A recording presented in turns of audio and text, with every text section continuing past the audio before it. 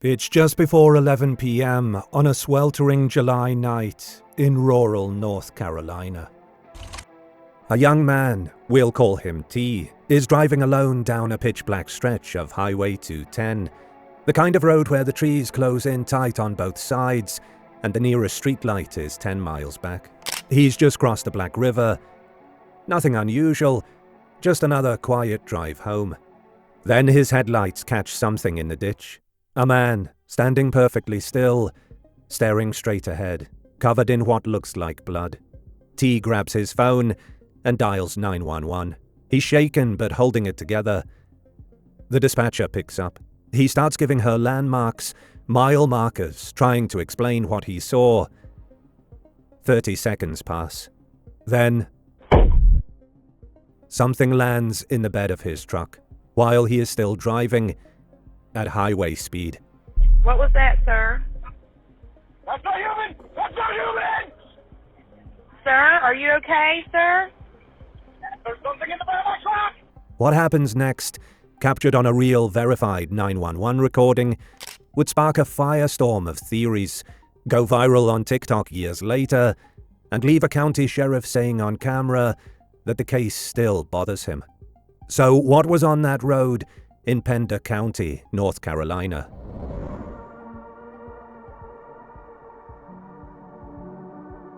Before we get into what T saw that night, let's talk about where this happened, because the location matters more than you might think. Pender County sits in the southeastern corner of North Carolina, sandwiched between Wilmington and the coast. Highway 210 cuts through some of the most remote swampland in the state. Just past the Black River, you're entering the edge of Holly Shelter Gameland, 75,000 acres of largely untouched wetland, precosins, and old-growth forest, one of the largest protected wilderness areas on the entire East Coast. But there's another layer of history here.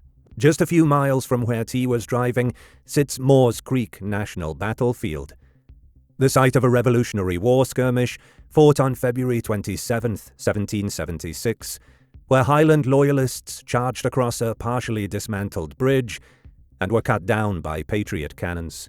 People in the area have reported strange occurrences near this battlefield for generations. It is a place, as locals will tell you, that has a very long memory. The night of July 31st, 2021. It's approximately 11 p.m. on a Saturday night. T is driving northbound on Route 210, alone in his pickup truck, headed toward the intersection with US 421. He's just crossed over the Black River Bridge. That's when he sees the figure. Standing in a ditch on the side of the road is what appears to be a man. T later described him in an interview as looking like a 30-year-old man wearing what appeared to be an old Civil War-era uniform, soaked, torn, and covered in blood. The figure had red streaks running from the head down the torso. He was just standing there, T said, staring vacantly into the darkness as the truck passed. T, still driving, picks up his phone and calls Pender County 911. I'm driving on 210. I just crossed the Black River, and I thought I saw a guy standing on the side of the road bleeding. The dispatcher asks him to clarify his location. He starts ticking off landmarks, Patriots Watch, Moores Creek, while still moving down the road. His voice is shaky but controlled. He's worried about the injured man he left behind. He's thinking about going back to check. Then, roughly 30 seconds into the call, there is an audible heavy thud from somewhere at the back of the truck. T swears. Then he starts screaming. What was that, sir? That's not human! That's not human! Sir, are you okay, sir? There's something in the bed of my truck! He turns on the bed light of his truck, and for a moment he sees it, a face pressed against the rear window of the cab. He later described it in an interview with Carolina Case Files. White skin, sunken black eyes, no nose, no ears, skin stretched tightly across the skull like a death mask, and it was pressing against the glass, looking in at him. T floored the accelerator. According to the 911 audio, he was doing around 50 to 55 miles per hour at the time of impact. He slammed on the brakes. The force sent the thing tumbling forward, over the cab roof, rolling off the hood, landing on the road in front of him. T swerved left to avoid it. He looked in his rearview mirror. What he saw has stayed with him ever since. And all I see is just this super scrawny long body just fly over my truck in a ball rolling. And as I then swerve to the left and get back in the travel lane, and I floor it. And as I'm swerving to the left, I see it stand up, and it is easily taller than that truck. No way. I'm 5'10". The truck is about 2 inches taller than I am. And this thing was easily like maybe 7 feet. Wow. And as I pass it, I look in my mirror and I see it bolt to the left into the woods, and it looked like I don't even know what the hell, because it looked like somebody took a normal human and stretched them out, starting with the limbs. Wow. It like abnormally long legs and arms, and it just took off into the woods. T didn't stop. He kept driving, heart hammering, still on the line with the dispatcher, until he reached a store at the US 421 intersection, the nearest lit building. He waited there, shaking, until police and EMTs arrived. The investigation. Pender County deputies took T back to the location. They searched the road, the ditches, and the surrounding tree line. They found nothing. No injured man, no blood on the road, no animal prints, no sign of whatever had been on that truck. Except for one thing. The truck had scratch marks on the roof of the cab, scrapes that T hadn't noticed before, physical evidence that something had been up there. According to subsequent reporting, the Pender County Sheriff's Office also deployed a drone to search the area in the days following the incident. It found nothing. Sheriff Alan W. Cutler was interviewed about the incident by the YouTube channel Carolina Case Files in September 2025, 4 years after the call. He confirmed the call was real, the police report was filed, and that he personally found the audio disturbing. I don't know for sure what he saw or what he experienced that night, but it was obvious that he was distraught on the 911 call. I'm afraid it's probably just one of those things in this world that we may not ever know the answer to. Going viral, 4 years later. For years, this story circulated quietly in local circles. The 911 recording existed, the police report existed, but T wanted nothing to do with it. He wanted to forget. Then, in September 2025, the Carolina Case Files YouTube channel released a full-length video featuring both the 911 audio and an interview with T and Sheriff Cutler. The video went viral almost immediately. Within weeks, the recording had racked up millions of views across TikTok and YouTube. Snopes.com investigated and confirmed the call was real. The News and Observer, one of North Carolina's major newspapers, ran the story. By Halloween 2025, it was everywhere.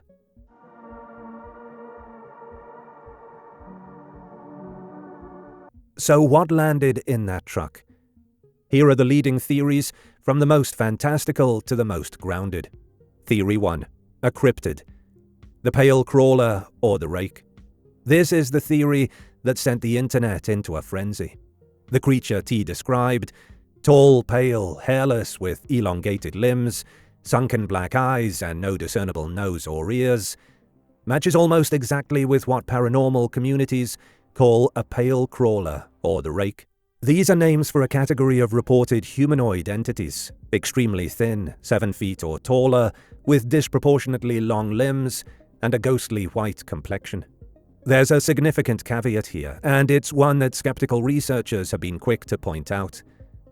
The rake, as a named creature, was invented. It was created in 2005 when writers on the internet forum 4chan collaborated to invent a fictional monster. And it caught on, spreading across horror forums and creepypasta communities. In other words, the species of creature T's description most closely resembles was, at its origin, a piece of collaborative fiction. That said, T's description emerged before the viral spread of the story. He gave his account 4 years after the incident, with apparent reluctance, not as someone trying to match a known internet monster.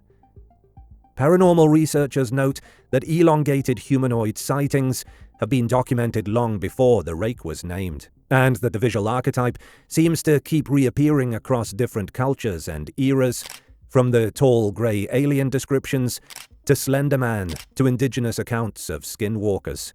The area itself has a deep history of strange encounters.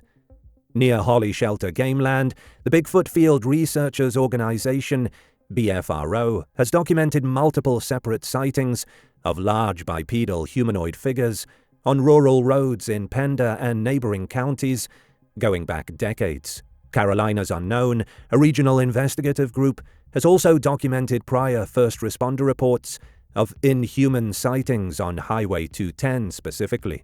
Could there be an undocumented large bipedal primate in the Holly Shelter wilderness? Mainstream biology says no. The cryptid community says the question is still open. Theory 2. A ghost, specifically a Civil War soldier. This one comes with a geographical hook that's hard to dismiss entirely. The first figure T saw, the one standing in the ditch, seemingly covered in blood, dressed in what he described as a Civil War uniform, appeared just a few miles from Moores Creek National Battlefield. The Battle of Moores Creek Bridge, fought on February 27, 1776, was the first battle of the American Revolution in North Carolina. Highland Loyalists, outnumbered and outgunned, charged across a dismantled bridge in the early morning dark and were slaughtered. 2 Loyalist commanders were killed and their forces scattered.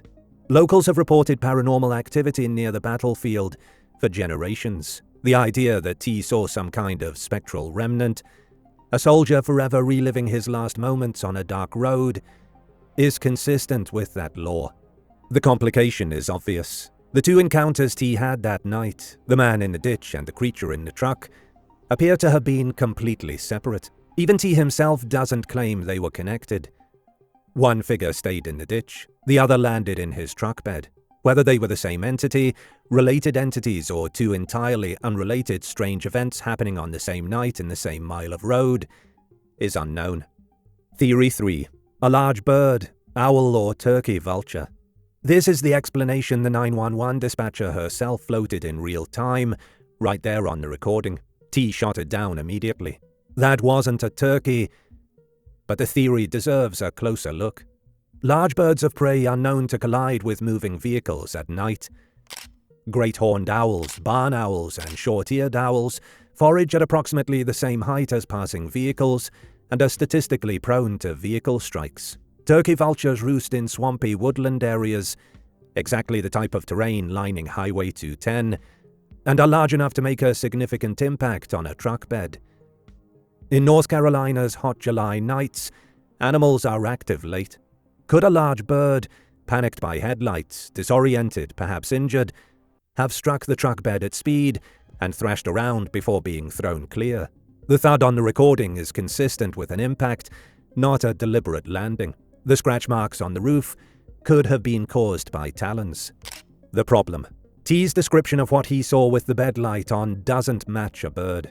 White face, no feathers, standing up on the road afterward, running on 2 legs into the woods. A turkey vulture doesn't do that. A barn owl doesn't stand up, look through a rear window, and sprint away bipedally.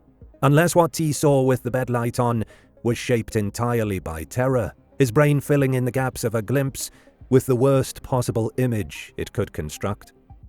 Theory 4. A person possibly impaired or in distress. Some investigators have raised the possibility that both figures T encountered were humans. The figure in the ditch, possibly a real injured or intoxicated person wandering on the roadside at night near a rural swamp. It happens. The Civil War uniform could have been dark, ragged clothing, misinterpreted at 55 miles per hour in headlights. The creature in the truck, possibly a person, perhaps extremely thin, possibly unwell or under the influence, who jumped onto or was struck by the slow-moving truck as T made a U-turn or reduced speed. In a panicked state, in the dark, T's perception of the encounter could have been wildly distorted.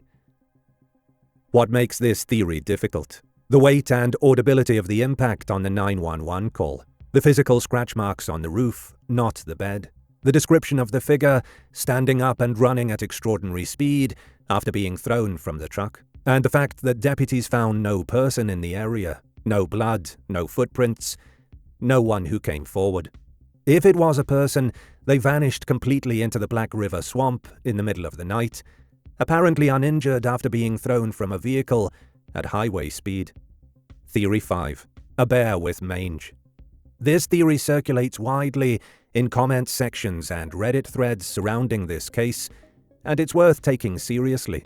Black bears are common in the Holly Shelter gameland area. A bear suffering from severe mange, a parasitic skin condition that causes dramatic hair loss, can look extraordinarily unlike a normal bear. Mange-affected bears have been repeatedly mistaken for unknown creatures in documented cases across the South. They can appear pale, hairless, and move strangely, especially if weakened by illness. A mange-affected bear crashing onto a truck bed in the dark, thrashing and scratching. This is physically plausible. The scratch marks on the roof are consistent with bear claws. Bears can stand upright for short periods before dropping to all fours and running. The critical flaw. Local people in that area know black bears extremely well. A local in the comments of Sharon Hill's investigation of the case made this exact point. No amount of mange would be likely to cause a local to misidentify a bear, especially if they saw it run, as bear may stand on their back legs for a little while, but they'll drop down on all fours to run. T is local. He knows what a bear looks like. He insists it moved on 2 legs the entire time. The more you dig into this case, the harder this theory is to dismiss. And once you start pulling on the threads, the whole thing starts to unravel pretty quickly. Let's begin with what should be the most straightforward thing to check: the audio itself. T claims he was driving at 55 to 60 miles per hour when the creature hit his truck. He claims he then floored the accelerator.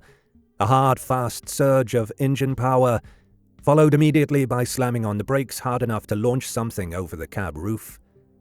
On a real road in a real truck at those speeds, that sequence would be loud. You'd hear the engine roar. You'd hear tires screaming on asphalt. These are not subtle sounds. They would be easily picked up by a phone microphone. Listen to the recording. There is none of that. The audio background is strangely clean and flat throughout. No engine rev, no tire screech, nothing that corresponds to the violent driving maneuvers T describes happening in real time. What you do hear is T's voice, a thud, and screaming. That's it. Skeptics on Reddit flagged this immediately when the recording went viral, and it's a legitimate problem for the real encounter interpretation. The counter-argument, that modern smartphones filter out steady background noise, like engine rumble, is true to a point. Bluetooth in-car systems do apply noise cancellation, but a sudden hard acceleration and a brake-induced tire screech are not steady background noise. They are sudden, high-intensity acoustic events that no noise filter would suppress. Now add in everything else.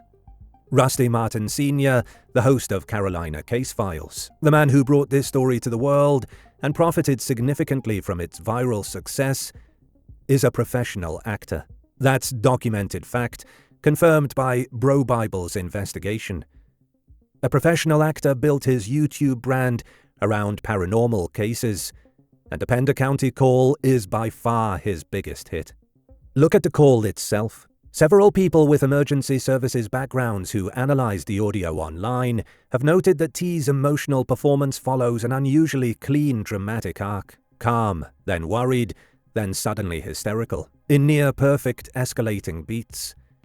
Compare it to genuine panic calls in distress situations where emotion is chaotic, overlapping, non-linear. T's call feels composed in a way that real terror usually isn't.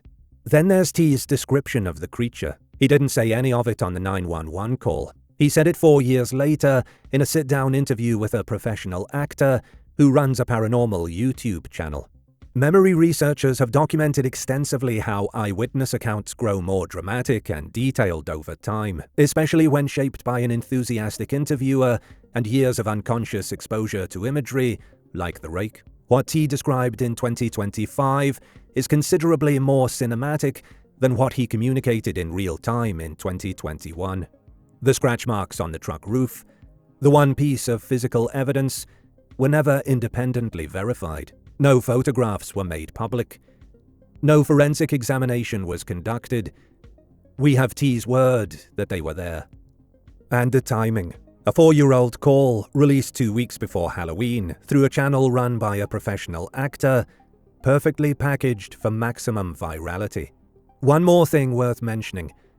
An early Reddit investigation pointed out that despite Snopes confirming the call was real, there is no public CAD printout, no incident number, and no formal request for records documented in the public domain. Snopes confirmed a 911 call was made.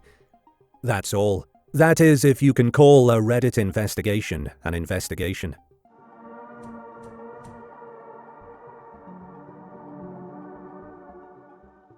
Let's apply Occam's razor and follow it as far as the evidence reasonably allows. As we've seen, none of the conventional explanations fully account for what T described. A bird doesn't match the visual details. A bear with mange struggles to explain the reported movement. A human explanation requires a chain of events that leaves no trace. No person, no blood, no follow-up report. But the alternative, that an unknown humanoid entity leapt into a moving truck, made eye contact through the rear window, and disappeared into the swamp, requires us to accept something far more extraordinary. So instead of asking which theory is perfect, the better question is, which explanation best accounts for the inconsistencies in the evidence we actually have? Start with the 911 audio. T describes a sequence of events that should, under normal circumstances, produce distinct and recognizable sounds. Acceleration, braking, tire friction, engine strain. In the recording, those sounds are not clearly present. The audio remains relatively flat, dominated by T's voice, even during the most intense moments he describes.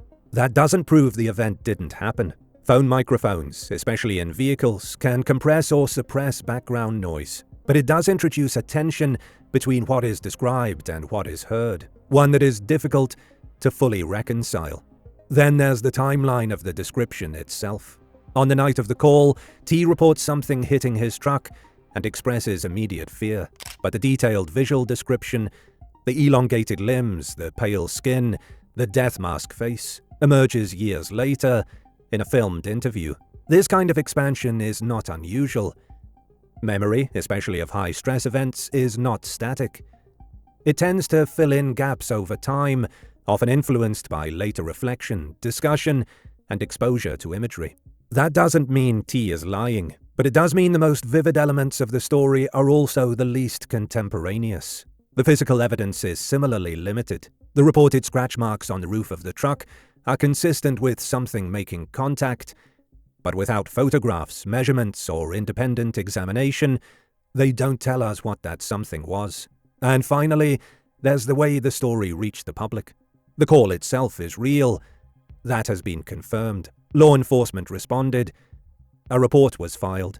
But the broader narrative, the interview, the visuals, the framing, emerged years later through a channel dedicated to paranormal storytelling at a time when the story was primed for viral attention.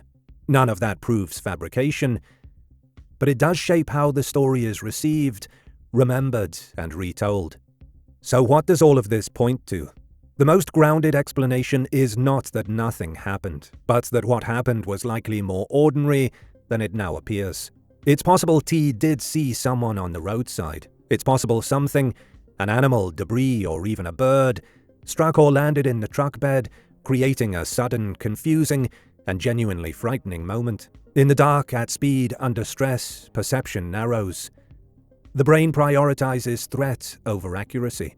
What follows in those moments is not a clear recording of reality, but an interpretation, one that can become sharper, more coherent, and sometimes more extreme over time. From that perspective, the 911 call captures something real, a person reacting in genuine fear to something they did not understand. But the version of events as it exists today, the fully formed image of a 7-foot humanoid figure with specific anatomical features, is likely the result of that initial moment being filtered through time, memory, and retelling. In other words, something did happen on that road, but the most likely explanation is that it wasn't something unknown. It was something misinterpreted, and then over time transformed into something far more extraordinary. And that's often how stories like this take shape. Do you want to bring bad things with you wherever you go? Our episodes are now available as a podcast. Look us up on your favorite podcast app and listen to the most truth-seeking true crime podcast out there.